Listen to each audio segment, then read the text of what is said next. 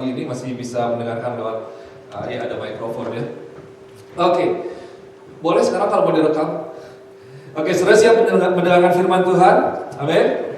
Oke, siapkan Alkitab saudara. Kita akan baca beberapa ayat Alkitab yang tidak ada di depan. Jadi ada mungkin 1-2 ayat yang akan ditampilkan di depan, tapi secara satu perikop ini kita akan lihat dari Alkitab kita. So, aplikasinya boleh dibuka, saya juga siapkan Alkitab saya. Oke. Saudara dikasih Tuhan, pagi ini saya mau sampaikan firman Tuhan yang saya beri judul yaitu Kingdom Authority atau otoritas kerajaan Allah. Di dalam beberapa minggu kebelakang kita belajar tentang satu topik yaitu yang namanya honor atau menghormati. Dan kita udah belajar ya bahwa bukti dari kita menghormati Tuhan itu terlihat atau terekspresikan di dalam kehidupan kita sehari-hari. Jadi ada banyak cara, ada banyak jalan untuk kita menghormati Tuhan. Menghormati Tuhan bukan hanya sekedar ketika kita berada di gereja, di hari Minggu memuji menyembah Tuhan, tetapi lebih lagi dari itu, bagaimana kita bisa menghormati Tuhan dalam kehidupan kita sehari-hari. Karena kalau kita pikiran gereja cuma 1,5 jam ya sekarang, 1,5 jam ibadah itu cuma sebentar. Tapi justru kehidupan kita yang 24/7 minus waktu di gereja ini, itu adalah sebenarnya satu, bukan hanya kesempatan, tapi tempat di mana kita membuktikan bahwa kita menghormati Tuhan. Jadi saudara, kau bisa mengerti bahwa cara engkau menghormati Tuhan itu adalah dengan menghormati salah satunya otoritas yang Tuhan taruh di dalam kehidupanmu. Untuk itu saya mau sampaikan satu firman ini yaitu tentang Kingdom Authority atau otoritas kerajaan Allah. Ini satu firman Tuhan yang kalau saya lihat saya mencoba betul untuk menghidupi, istilahnya menghidupi satu prinsip kebenaran firman Tuhan ini. Dari awal ini yang sangat saya pegang dan saya melihat banyak ketika gereja Tuhan boleh mengerti dalam satu prinsip ini. Ada satu kehidupan yang berbeda dan satu kehidupan yang berkat yang khusus yang Tuhan berikan kepada gereja Tuhan setiap kita ketika kita berjalan di dalam yang namanya otoritas kerajaan Allah ini. So, I think gereja perlu belajar, perlu mengerti tentang prinsip kebenaran firman Tuhan ini, yaitu tentang otoritas. Mari kita lihat dari kitab Roma pasal yang ke-13 ayat yang pertama dan ayat yang kedua. Udah biasa pakai wireless, ada kabel jadi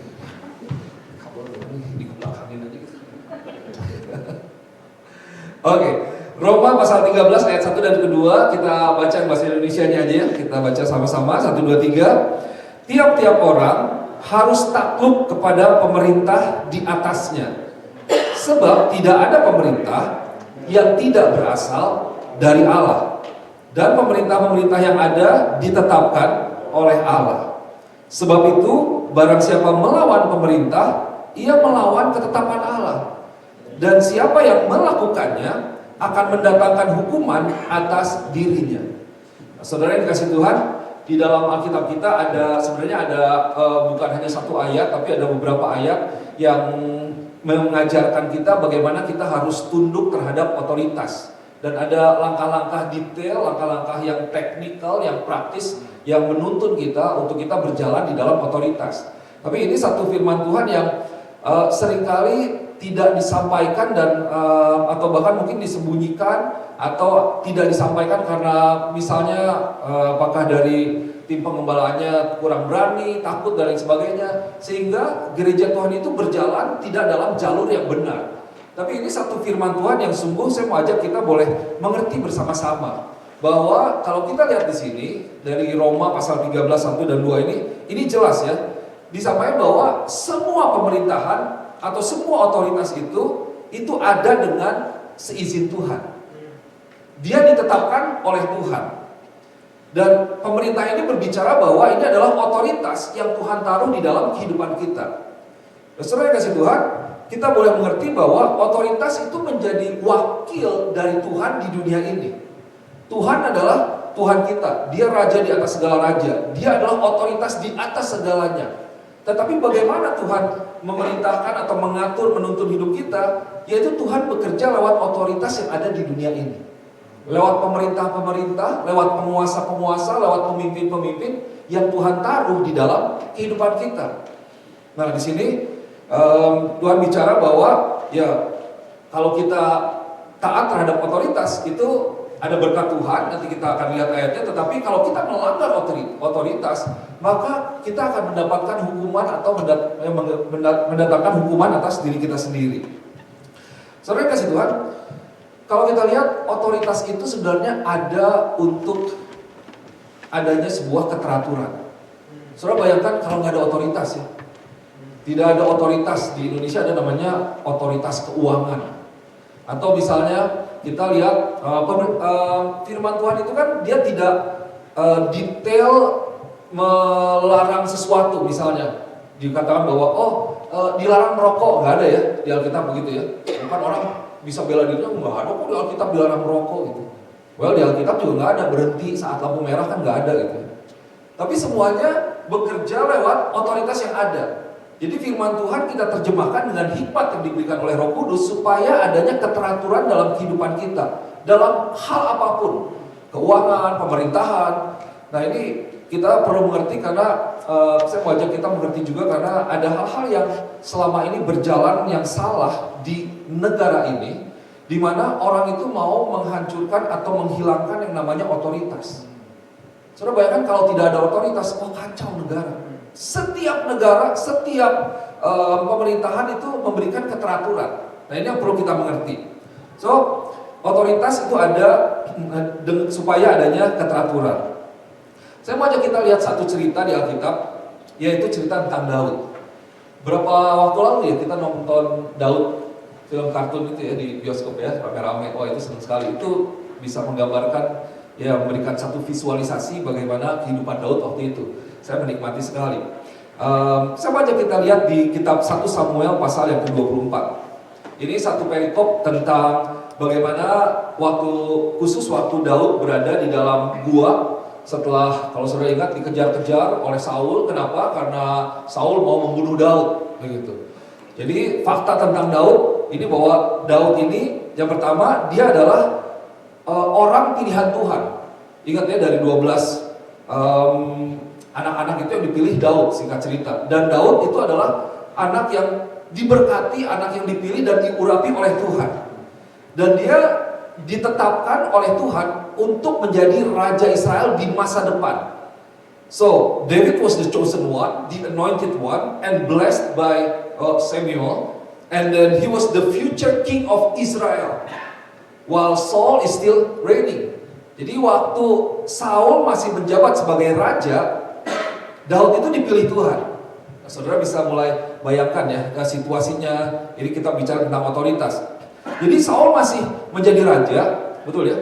Dia masih bertahta sebagai raja, tetapi Tuhan memilih Daud untuk menjadi raja di masa yang akan datang menggantikan Saul. Saul di sisi lain, dia sudah ditolak oleh Tuhan. Untuk itu Tuhan menetapkan Daud. Pilih satu orang yang baru, singkat cerita Daud. Tetapi Saul ini pada waktu itu ya kembali, dia masih raja. Posisinya masih raja, pemerintahannya masih ada di atas dia. Bukan Daud yang raja, tetapi Saul. Jadi ini menarik. Saudara bisa lihat perbedaan bahwa ada otoritas yang diberikan yang masih melekat kepada Saul di dunia ini.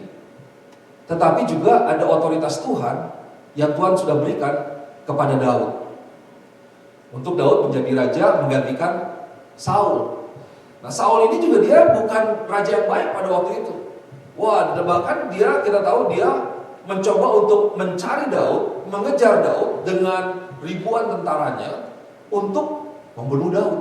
Kenapa? Karena Saul tidak mau Daud menjadi raja. Nah ini menarik ya. So mari kita lihat firman Tuhan. Kita akan belajar dari firman Tuhan. Kita lihat ayat demi ayat ya. Pasal 24 1 Samuel mulai ayat yang pertama sampai ayat yang ke-12. Oke. So, judulnya yaitu Daud membiarkan Saul hidup. Nah, ini dia. Daud spares Saul's life. Tadi saya cari spares itu apa ya? Mengecualikan nyawa Saul, melupakan nyawa Saul di Google Translate, melupakan, mengecualikan. Tapi Daud membiarkan Saul hidup. Berarti apa? Bahwa sebenarnya ada kesempatan untuk Daud membunuh Saul, tapi kita tahu dia tidak membunuh Saul. Ayat yang pertama, Daud pergi dari sana, lalu tinggal di kubu-kubu gunung di En-Gedi. Ketika Saul pulang, sesudah memburu orang Filistin itu, diberitahukanlah kepadanya demikian. Ketahuilah bahwa Daud ada di padang gurun En-Gedi. Kemudian Saul mengambil 3.000 orang yang terpilih dari seluruh orang Israel, lalu mencari Daud dan orang-orangnya di gunung batu kambing hutan. Wah, saudara bayangkan 3.000 orang, itu saya nggak tahu di militer itu berapa, apakah berapa peleton kah, apa berapa itu istilahnya. 3.000 hanya untuk mencari satu orang yang bukan militer, yang anak biasa, yang paling kecil dari kakak-kakaknya, dicari 3.000 orang. Untuk apa tujuannya? Untuk membunuh Daud. Ia sampai di kandang domba di tepi jalan. Di sana ada gua dan Saul masuk ke dalamnya untuk membuang hajat. Tetapi Daud dan orang-orangnya duduk di bagian belakang gua itu. Kalau di dalam bahasa Inggrisnya dibilang bahwa Saul ini dia rested atau relieve himself. Jadi saya nggak tahu, saya coba teliti kenapa bahasa Indonesianya buang hajat gitu ya. Tapi kalau dalam ilustrasi sudah lihat bahwa Saul ini ternyata dia istirahat gitu. Dia istirahat mungkin setelah berhari-hari, setelah beberapa waktu mencari Daud, dan dia masuk ke gua yang paling dalam supaya aman. Dimana di luar itu dijagain semuanya. Jadi dia masuk, ternyata ketika dia masuk dalam gua itu, Daud sudah ada lebih jauh lagi, lebih dalam lagi di dalam gua itu, gua yang sama. Jadi Daud udah masuk, baru Saul masuk. Tapi dia tidak mencapai posisi Daud. Tapi Daud dia bisa melihat akhirnya bahwa Saul masuk nih. Saul masuk dan kemudian Saul di sini kalau sudah lihat ilustrasinya, dalam beberapa ilustrasi dia relieve himself, dia rested, dia beristirahat dan dia tidur di sana. Nah, kemudian di ayat yang kelima, ini Daud dia bersama-sama dengan orang-orang ini. Ini orang-orang Daud juga, mungkin bukan tentara tapi orang-orang yang preman semua yang ngikutin Daud. Lalu berkatalah orang-orangnya kepada Daud, telah tiba hari yang dikatakan Tuhan kepadamu. Sesungguhnya aku itu di situ saudara perhatikan akunya huruf besar ya di dalam Alkitab. Aku menyerahkan musuhmu ke dalam tanganmu, maka perbuatlah kepadanya apa yang kau pandang baik. Saudara ingat pada zaman dahulu tuh kalau ada musuh yang dimusnahkannya ya dibunuh. Dan ini mengacu pada ayat yang lain bahwa ya Tuhan sudah menyerahkan musuh nih. Nah ini nih waktunya nih. Ini buktinya jawaban doa. Wah kalau kita kan gitu ya. Wah jawaban doa nih udah memang Tuhan yang kasih ini. Ayo ini waktunya. Bunuh katanya. Maka perbuatlah kepadanya apa yang kau pandang baik. Yang baik pada saat itu apa? Yaitu ya Saul dibunuh oleh Daud. Kenapa? Karena kalau tidak ya dia akan terus mencari dan ya istilahnya to kill or to be killed. Memang seperti itu kondisinya. Jadi Tuhan ini sudah menyerahkan ke tanganmu. Ayo lakukan, ayo selesaikan. Kemudian saudara perhatikan, ini luar biasa. Maka Daud bangun lalu memotong punca jubah Saul dengan diam-diam. Saudara bayangkan berarti Daud itu wah dia lihai sekali ya. Mungkin dia berjalannya tuh nggak kedengeran. Lagi Saul istirahat tidur. Dari belakang dipotong, potongnya juga supaya jangan ada gerakan. Kan kita tahu ya kalau ditarik ya. Tapi Saul tidak merasakan. Dia tidak tahu, akhirnya dipotong. Itu menjadi apa? Bukti bahwa sebenarnya kalau mau, saya bisa membunuh kamu. Tapi Daud tidak melakukan itu. Kemudian berdebar-debarlah hati Daud karena ia telah memotong puncak Saul, ujung dari jubah Saul. Saudara bayangkan nggak? Kenapa Daud ini bisa sampai berdebar-debar dan Alkitab mencatat itu? Jadi dia potong tapi hati Daud tuh apa ya kalau sekarang mungkin dia nggak sejahtera hatinya. Hatinya itu merasa terusik, terganggu kenapa? Aku ini udah motong nih jubah raja. Itu kalau jubah raja itu bukan main-main ya. Itu pakaiannya kan wah kalau dalam kerajaan meskipun dia pergi perang itu luar biasa. Waduh ini ya jangankan untuk memotong ya di dalam sekarang kalau saudara nonton di film atau di dalam beberapa budaya mungkin ada yang mengajarkan jangan dilihat gitu. Jadi kalau udah raja itu kalau salah saya nonton film Jepang yang samurai itu jangan lihat matanya ke kaisar, jangan dipandang karena kayak menantang gitu. Kalau kita dengan kaisar tuh kita tunduk gitu, sama seperti zaman dulu ya, wah jangan memandang Tuhan, kamu mati. Jadi saking hormatnya, ini apalagi sampai mengambil, memotong jubahnya dan menyentuh secara fisik gitu. Secara yang fisik. Jadi Daud berdebar-debar. Nah, saudara lihat bagaimana sebenarnya Daud, kita bisa mulai melihat bagaimana Daud begitu menghormati Saul. Betul? Dia katakan begini bahwa dijauhkan Tuhan kiranya daripadaku untuk melakukan hal yang demikian kepada Tuanku. Kepada orang-orang yang diurapi Tuhan, yakni menjamah dia, sebab dialah orang yang diurapi Tuhan. And I think I put it on the slide, boleh, just one slide from this verses. Nah di sini ya, ayat yang ke-7, dia berkata pada orang-orangnya, dijauhkanlah, kita baca pelan-pelan ya, dijauhkan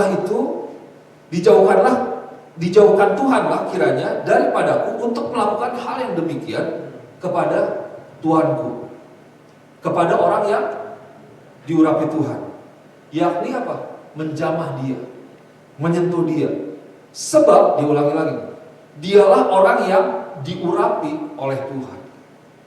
So, saudara bayangkan Saul dengan apa yang dia rencanakan pada waktu itu, dengan yang dia sudah buktikan dia mencari Daud memiliki kesempatan, tapi Daud bilang, wah, dijauhkan aku melakukan hal itu. Yang orang-orang yang bilang, ayo selesaikan aja sekarang, bereskan. Enggak, kenapa? Karena satu alasan ini, bahwa dialah orang yang diurapi oleh Tuhan. Maksudnya apa?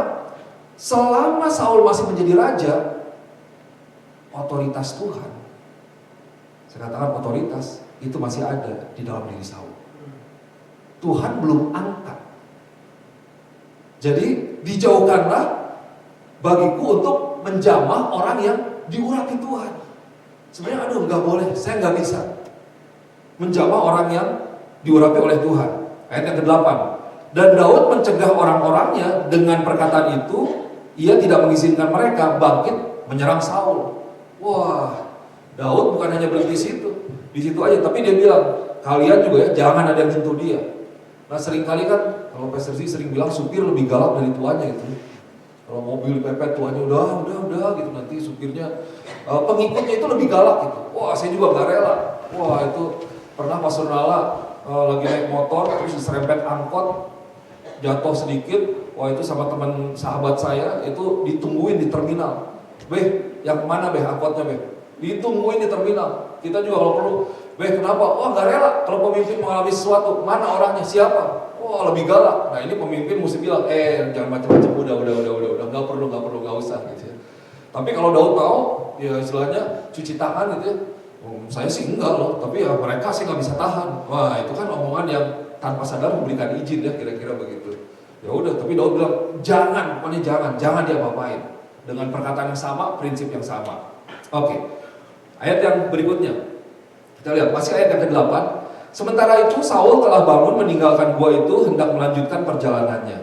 Kemudian bangunlah Daud, ia keluar dari dalam gua itu dan berseru kepada Saul dari belakang, katanya, Tuanku Raja. Saul menoleh ke belakang, lalu Daud berlutut dengan mukanya ke tanah dan sujud menyembah. Dan Daud dia memposisikan dirinya terbalik sekarang. Dia datang kepada Saul, depan Saul, dia sujud menyembah. Berarti dia kan gak bisa lihat apa-apa ya. Dan saudara ini Daud, ini kayak udah nganter nyawa istilahnya seperti itu. Terus dia bilang begini, lalu berkatalah Daud kepada Saul, mengapa engkau mendengarkan perkataan orang-orang yang mengatakan sesungguhnya Daud telah mengikhtiarkan celakamu? Ketahuilah, pada hari ini matamu sendiri melihat bahwa Tuhan sekarang menyerahkan engkau ke dalam tanganku di dalam gua itu. Ada orang yang telah menyuruh aku membunuh engkau, tetapi aku merasa sayang kepadamu. Karena pikirku, aku tidak akan menjamah Tuanku itu, sebab dialah orang yang diurapi Tuhan. Nah ini bukan sayang-sayang kayak, yang lagi apa yang gitu ya. Tapi sebenarnya ini ada banyak prinsip firman Tuhan yang bisa kita belajar, bagaimana kita perlu menghormati otoritas. Dan ketika Daud dia sujud menyembah, karena dia berhadapan dengan raja, dia berhadapan dengan otoritas, dia berhadapan dengan orang yang diurapi Tuhan, dan dia menyerahkan dirinya. Wah, kalau saudara jadi Saul, saya bayangkan, wah terima kasih, Ini yang sampai 3.000 orang saya perlu mengerahkan untuk mencari orang ini. Sekarang orangnya ada di depan. Ya udah aja tinggal cepat gitu ya, udah beres. Memang tujuannya untuk itu kok. Betul ya? Tapi Daud dia bukan hanya menghormati otoritas yang ada di atas dirinya, yaitu otoritas dunia, tapi di dalam dirinya dia menghormati otoritas Tuhan. Di mana di belakang Saul ada Tuhan. Dan dia percaya kepada Tuhan. Tanpa sadar kan ya, udah Tuhan kalau mati loh. Tapi di satu sisi dia tahu rencana Tuhan, dia tahu kehendak Tuhan, dia tahu Tuhan sudah mengurapi dia, memberkati dia akan jadi raja untuk bangsa Israel pada masa yang akan datang. Nggak mungkin juga untuk dia selesai, istilahnya begitu. Wah, ini luar biasa. So, ayat yang ke-11 tadi ya, Tuhan sudah menyerahkan. Dan ayat 12, lihatlah dahulu ayahku, lihatlah kiranya puncak jubahmu dalam tanganku ini. Sebab dari kenyataan bahwa aku memotong puncak jubahmu dengan tidak membunuh engkau, dapat kau ketahui dan kau lihat bahwa tanganku bersih daripada kejahatan dan pengkhianatan, dan bahwa aku tidak berbuat dosa terhadap engkau, walaupun engkau ini mengejar-ngejar aku untuk mencabut nyawaku. Wah, ini satu, jadi Daud dia menyatakan isi hatinya, dia menyatakan apa yang terjadi sebenarnya, yang memang seperti itu dari sisi dia, dari sisi Saul. Engkau memang mencari untuk membunuh, tapi ya ini bukti nih. Kalau aku mau, aku bisa, tapi aku tidak menjamah engkau, aku tidak membunuh engkau. Nah, apa yang kita bisa lihat dari cerita Daud ini? Saudara bisa lihat bahwa yang pertama, Daud dia menghormati Tuhan. Kita lagi belajar bagaimana kita menghormati Tuhan dalam hidup kita ya. Dia menghormati Tuhan dengan menghormati pemimpin pilihan Tuhan. Nah, kita belum bicara nih, pemimpin seperti apa. Wah, kita bisa dalami, nanti ada Kersel ya, minggu ini bisa didalami di Kersel. Pemimpin yang seperti apa, bagaimana kalau pemimpinnya salah, kalau pemimpinnya jelek, kalau pemimpinnya jahat. Wah, ini Saul udah kurang jahat bagaimana? Mau dibunuh loh. Mau dibunuh, tapi dia tidak melakukan apapun. Jadi Daud menghormati Tuhan dengan menghormati pemimpin yang ditaruh Tuhan, yang dipilih Tuhan atas dirinya. Itu yang pertama. Yang kedua, Daud menghormati Tuhan dengan tindakan. Tindakannya apa? Dengan dia tidak membunuh Saul, dengan dia tidak menjamah Saul. Daud tahu bahwa untuk membunuh Saul atau menyelesaikan Saul atau menurunkan Saul dari posisinya, itu bukan bagian dia. Itu bukan hak dia. Wah, kalau kita kan, yuk demo, yuk kita turunkan. Wah, sayangnya terjadi di gereja juga. Wah, kita demo, kita punya pemimpin yang lain yang lebih bagus. Wah, ini terbawa bahkan sampai masuk ke dalam gereja sendiri. Daud tahu, bukan bagian saya. Aduh, dijauhkan dariku untuk melakukan hal itu. Ayo, kan dikomporin tuh Daud. Kapan lagi dikomporinnya pakai firman Tuhan lagi. Tuhan udah berkata, aku menyerahkan musuh-musuhmu ke dalam tanganmu. Udah nih, ini saatnya nih. Daud dia punya conscience yang jelas, Roh Kudusnya jelas. Enggak. Ini maka dari itu saudara, dosa itu sekarang bukan masalah hitam dan putih. Iblis itu bekerja di dalam gray area. Kalau hitam putih jelas ya, oh ini boleh, ini nggak boleh. Bagaimana yang ini? Nah, kita perlu punya hubungan dengan Tuhan sehingga ada hikmat Tuhan. Meskipun iblis seringkali pakai firman Tuhan untuk kita mengintimidasi, mencoba untuk mengelabui kita, tapi kalau kita tahu suara Tuhan, kita punya hikmat. Roh Kudus bicara, oh jangan, enggak. Dan semakin kita memberikan diri kita kepada Tuhan, semakin kita boleh mengerti apa yang menjadi isi hati Tuhan. Kadang-kadang kalau nanya sesuatu kan misalnya ke istri, mau nggak begini? Dari ada delay 2 detik aja, saudara udah tahu jawabannya sebenarnya. Suami, kalau iya langsung iya. Jadi apalagi kalau jawabannya enggaknya tone-nya bisa kerasa. Nah sama juga sebenarnya. Semakin kita dekat dengan Tuhan, kita semakin mengerti hati Tuhan. Ada amin? Semakin kita bisa sensitif terhadap apa yang Tuhan mau dalam hidup kita. Nah berikutnya, Daud dia juga percaya akan waktunya Tuhan. Dia tidak bertindak sendiri. Kalau ini belum waktunya, ya belum waktunya. Saya serahkan kepada Tuhan. Pembalasan adalah hak Tuhan. Jadi Daud, dia memilih untuk mengambil posisi yang benar. Meskipun dengan menjadi seorang pelarian. Daripada dia melakukan hal yang salah, yaitu membunuh Saul. Nah, saya mau ulangi ini satu prinsip. Daud, dia memilih untuk mengambil posisi yang benar daripada melakukan hal yang salah. Nah, saudara, nanti someday saya bisa cerita bahwa ada banyak ujian di dalam kehidupan saya pribadi untuk saya sepertinya, waduh ini pemimpin saya nih. Ya namanya pemimpin kan manusia. Bisa salah nggak? Ya kalau manusia bisa salah. Bukan salah lagi, Saul jahat Pak. Mau membunuh kita, wah kebayang saudara. Kalau saya mau dibunuh gitu. Tapi bagian kita itu mengambil posisi yang benar.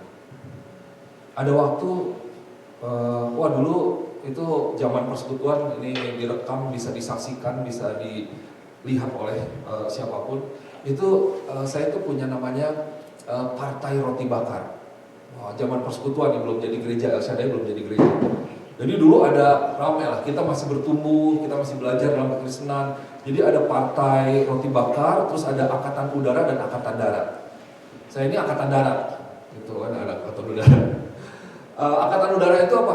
Jadi ada orang-orang yang waktu itu dengan ketidakdewasaan kami, gitu, saya dengan rekan-rekan partai saya di dalam, itu orang-orang partai Angkatan Udara itu yang kerjanya doa gitu ya. Puasa, wah hubungan dengan Tuhan gitu. Istri saya tahu.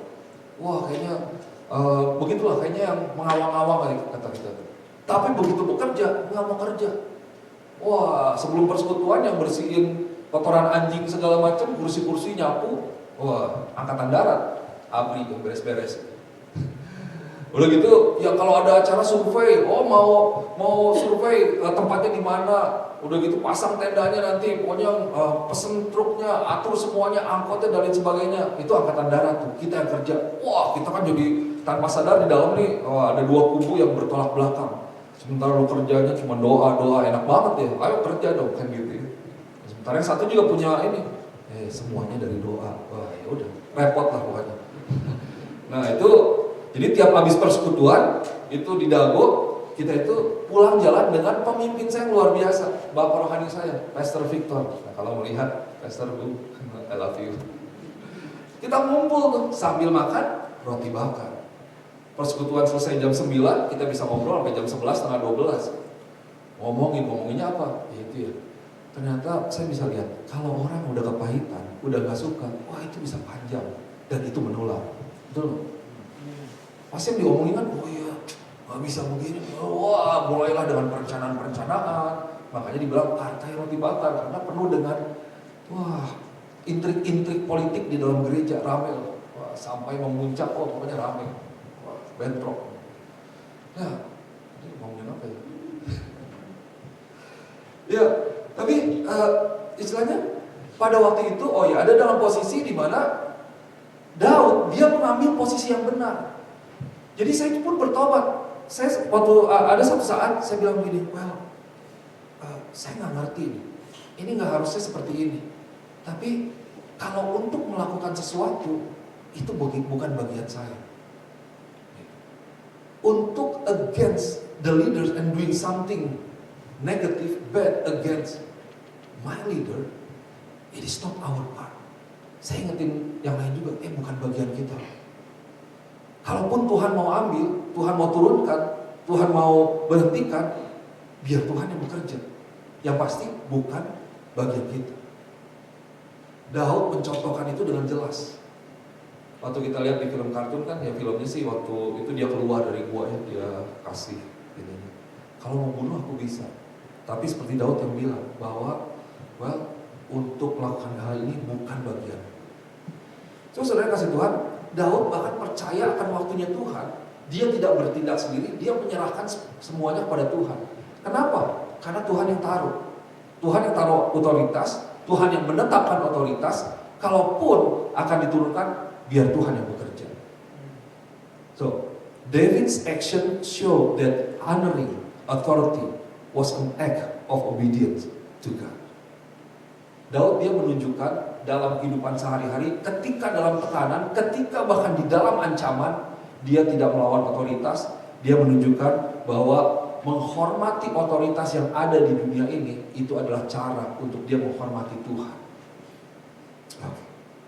So, saya mau kasih contoh. Bapak Mario boleh ke depan, boleh ambil kursi.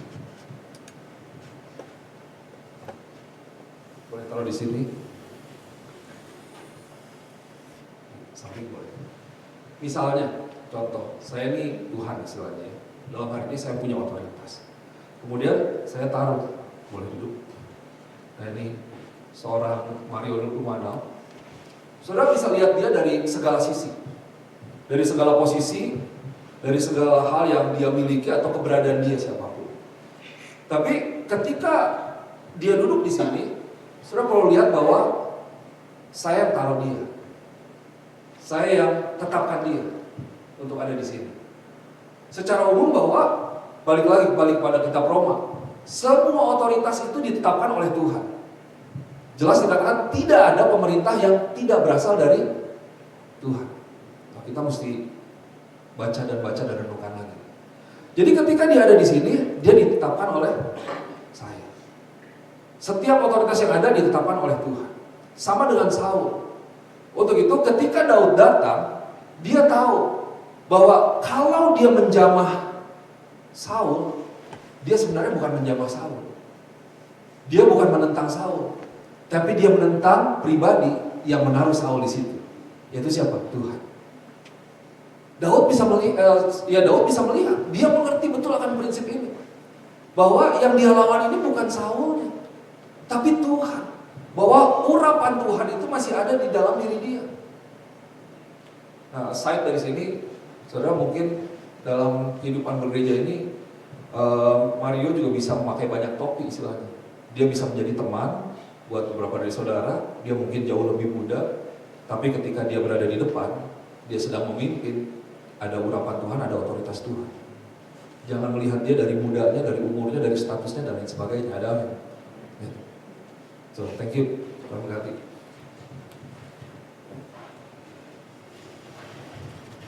So, ini satu prinsip yang saya percaya harus kita miliki, kita hidupi benar-benar, dan kita lakukan dalam kehidupan kita. Kalau bukan bagian saudara, jangan lakukan itu. Ada amin. Ketika ada otoritas, hormati. Kenapa? Ketika kita menghormati otoritas, kita sedang menghormati Tuhan dalam hidup kita. So, saudara kasih Tuhan, kalau saya lihat sama seperti Daud didoakan, Daud diurapi, Daud diberkati oleh Samuel. Saul pun demikian, in the very beginning, pada awalnya. Dia diurapi, dia diberkati sebagai raja atas Israel, dan Daud mengerti itu. Untuk itu, Daud tidak mau untuk menyerang Saul, untuk membunuh Saul. Kenapa? Karena dia didelegasikan, dia ditaruh di posisi dia berada. Itu kenapa? Ditumpangin tangan bahwa tetap ada otoritas Tuhan, ada payung Tuhan, ada perlindungan Tuhan, ada urapan Tuhan. Sehingga ketika dia menyentuh sekali lagi, berarti dia sedang menyentuh Tuhan dalam kehidupannya. So, bagian kita apa? Waktu kita katakan, Tuhan, I want to honor you. So, the act of honoring God is by honoring our authority. Cara kita menghormati Tuhan dengan apa? Dengan kita menghormati otoritas yang ada di atas kita. Jadi kita nggak bisa bilang nih, wah kalau di gereja, wah Tuhan kita memuji penyembah, tapi misalnya anak melawan terhadap orang tua, kita di kerjaan bentrok terus sama supervisor. Oh disuruh begini, oh enggak, pengennya begini, melawan terus. Wah, nggak ada berkat dalam kehidupan. Nah, Yesus dia mencontohkan satu hal yang luar biasa. Kita lihat ke dalam kitab Lukas pasal yang kedua ayat 41. Lukas pasal yang kedua, di depan ada ayat di sini, ini bagus ya. The boy Jesus in the temple. So, sambil kita buka aplikasi kita, Alkitab kita. Lukas pasal yang kedua, mulai ayat yang ke 41 ya. Yesus pada umur 12 tahun dalam bait Allah. Jadi masih 12 tahun, masih kecil ya. 12 tahun di bait Allah. Kita lihat dari ayat yang ke-41. Tiap-tiap tahun orang tua Yesus pergi ke Yerusalem pada hari raya Paskah. Nah, ini kita sudah sebentar lagi Paskah nih, kita dalam minggu sengsara. setelah kemarin Rabu Abu 40 hari kemudian menjelang Paskah. Jadi ini adalah waktu yang baik untuk kita merenungkan kembali sampai kita nanti masuk dalam momen penyalipan kematian Tuhan. So ayat yang 42, ketika Yesus telah berumur 12 tahun, pergilah mereka ke Yerusalem seperti yang lazim pada hari raya itu. Sehabis hari-hari perayaan itu, ketika mereka berjalan pulang, tinggallah Yesus di Yerusalem tanpa diketahui orang tuanya. Wah, ini kids will be kids. I think this is apply to Jesus also ya. Ini anak-anak nggak ngikut orang tuanya nih, kemana ngabur sendiri. Karena mereka menyangka bahwa tanpa diketahui orang tuanya. 44. Karena mereka menyangka bahwa ia ada di antara orang-orang seperjalanan mereka, berjalanlah mereka sehari perjalanan jauhnya, lalu mencari dia di antara kaum keluarga dan kenalan mereka, karena mereka tidak menemukan dia. Kembalilah mereka ke Yerusalem sambil terus mencari dia. Waduh, saudara bayangkan kalau anak hilang, pernah nggak anak kayak hilang atau mau hilang, hampir hilang? Ini perjalanan udah sehari perjalanan. Kita naik Mount Washington aja 6 jam ya, udah jauh tuh. Berarti kalau udah sehari udah 4 kali Mount Washington kali. Mesti balik lagi kan? Iya yalah. Kalau sekarang sih udah kirim aja tiket pesawat lah, suruh naik bis, kirimnya transfer. Ini mesti balik lagi ke Yerusalem, jalan kaki lagi melewati semuanya. Kenapa? Karena ternyata baru sadar, oh ini Yesus nggak ada. Ini Yesus kemana nih? Si boy ini kemana nih? Nggak ada, hilang. Terus mereka balik lagi. Kemudian ayat yang ke-46 dibilang begini, sesudah 3 hari mereka menemukan dia di dalam bait Allah. Ia sedang duduk di tengah-tengah alim ulama sambil mendengarkan mereka dan mengajukan pertanyaan-pertanyaan kepada mereka. Wow, Jesus is amazing. Seperti ini, dia mengajarkan, berdiskusi, berdebat mungkin kepada ahli-ahli Taurat, ahli-ahli agama. Ayat 47, dan semua orang yang mendengarkan dia sangat heran akan kecerdasannya dan segala jawab yang diberikannya. Dan ketika orang tuanya melihat dia, tercenganglah mereka. Lalu kata ibunya kepadanya, "Nak, mengapakah engkau berbuat demikian terhadap kami? Bapamu dan aku dengan cemas mencari engkau." Wah, ini kayaknya kalau orang tua kita bisa rephrase dengan perkataan kita masing-masing, kayaknya nggak akan sehalus ini ya. Datang udah balik, ini udah seharian naik gunung cari, balik 3 hari cari-cari. Enak, kenapa kau melakukan ini terhadap kami? Terus nggak kan gitu ya, pasti kalau dia jewer atau gimana? Mana aja bikin repot orang tua, wah langsung serang, nggak berhenti 24 jam di jalan. Saya percaya Yesus bakal dimarahi terus kalau pulang, ya, pulang akhirnya. Oke. Tapi orang tuanya ini satu cerita yang sederhana sebenarnya, tapi kita perlu mengerti, menarik, begitu.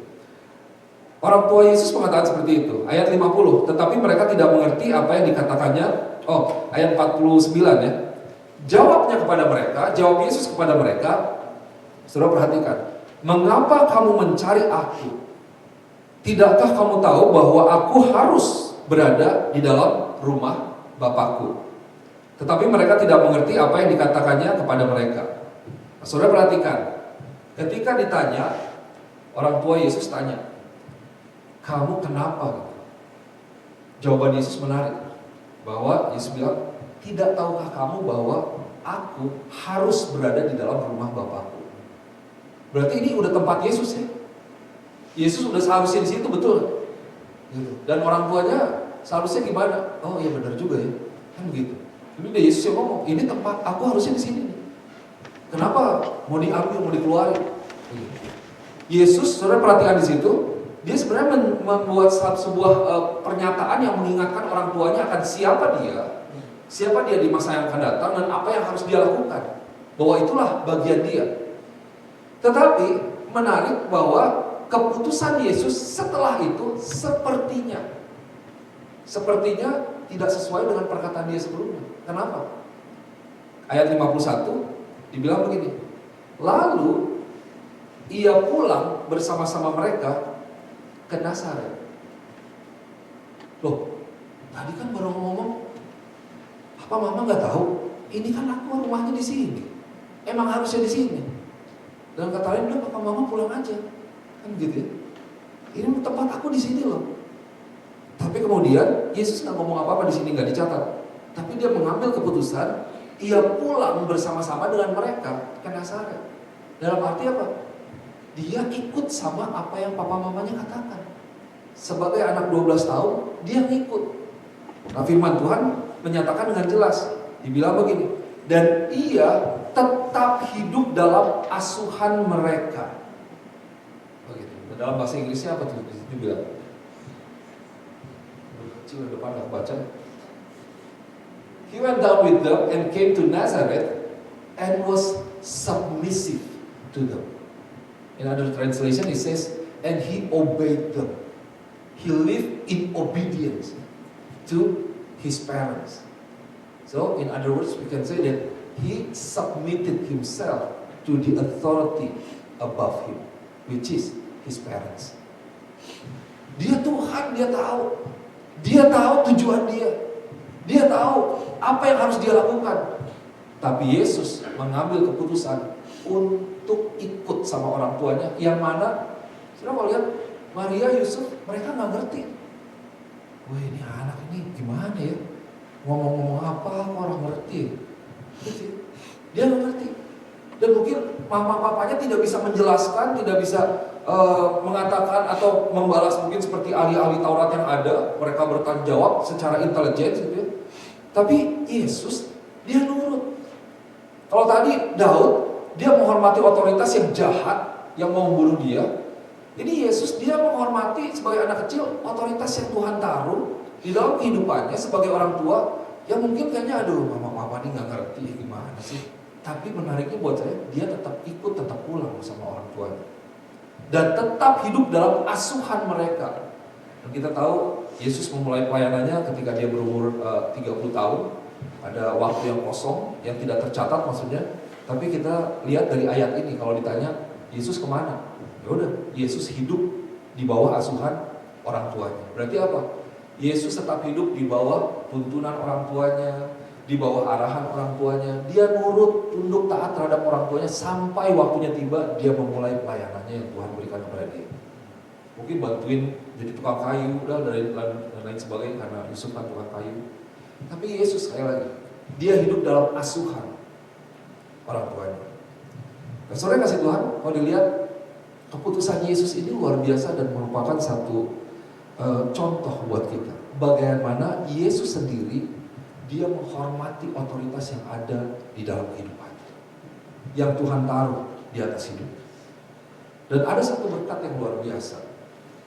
Kalau tadi di awal dibuka bahwa, oh kalau kamu tidak tunduk, kamu melanggar otoritas yang ada, itu akan mendapatkan hukuman. Nah di sini kita bisa melihat di ayat yang ke-52, ini ditulis begini. Dan Yesus makin bertambah besar dan bertambah hikmatnya dan besarnya, dan makin dikasihi oleh Allah dan oleh manusia. Bahasa Inggrisnya dibilang, Jesus increased in wisdom and in stature, tubuhnya, and in favor with God and man. Saya kasih cetak tebal, Yesus ada dengan warna yang berbeda juga, kuning. Itu pada akhirnya dia bertumbuh dan dia semakin dikasihi Tuhan. Bukan hanya Tuhan aja, dia dikasihi oleh manusia. Dalam bahasa Inggrisnya dibilang, Jesus increased in favor with God and with man. Saudara bayangkan gak? Kalau Tuhan menyatakan kemurahan kepada kita, kita berdoa, Tuhan biar kemurahan lebih dari hidup. Oh kita minta kemurahan Tuhan, Lord, your favor, God. Seringkali, oh Tuhan, saya salah.